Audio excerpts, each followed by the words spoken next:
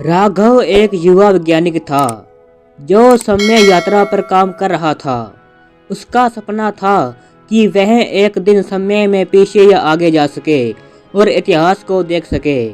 उसने एक पुरानी किताब में समय यात्रा के बारे में पढ़ा। एक दिन राघव ने एक विशेष मशीन का निर्माण किया था जो समय यात्रा को संभव बना सकती थी। मशीन बहुत ही जटिल थी और उसमें बहुत सारी तारें और बटन थे। राघव ने इसे कालचक्र नाम दिया।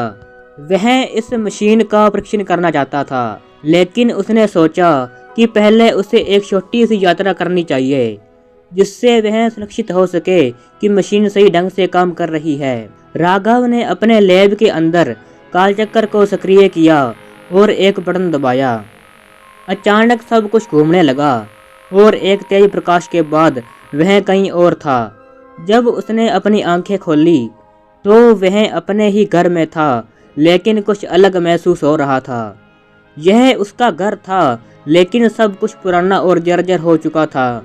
बाहर जाकर उसने देखा कि सड़कों पर पुराने समय की गाड़ियां और लोग थे। वह अपने ही शहर के अतीत में चला गया था।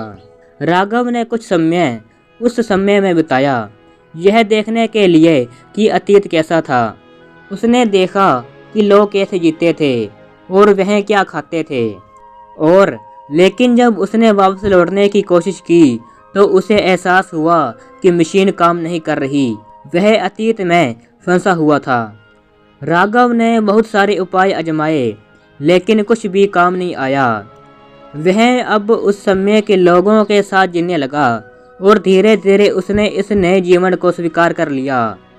हालांकि उसे हमेशा यह आशा थी कि एक दिन वह अपने समय में लौट सकेगा। उसने अपनी मशीन को ठीक करने के लिए हर संभव प्रयास किया, लेकिन उसमें सफलता नहीं मिली। वर्षों बाद राघव अब एक बूढ़ा आदमी बन गया था, लेकिन उसने कभी उम्मीद नहीं छोड़ी। उसने अपने ज्ञान और अनुभव को लोगों के साथ साझा किया, जिससे उन्होंने जीवन को बेहतर बनाया। अंततः राघव ने एक नया कालचक्र बनाने में मदद की और उसने उस मशीन के माध्यम से कुछ और लोगों को समय में यात्रा करने की अनुमति दी।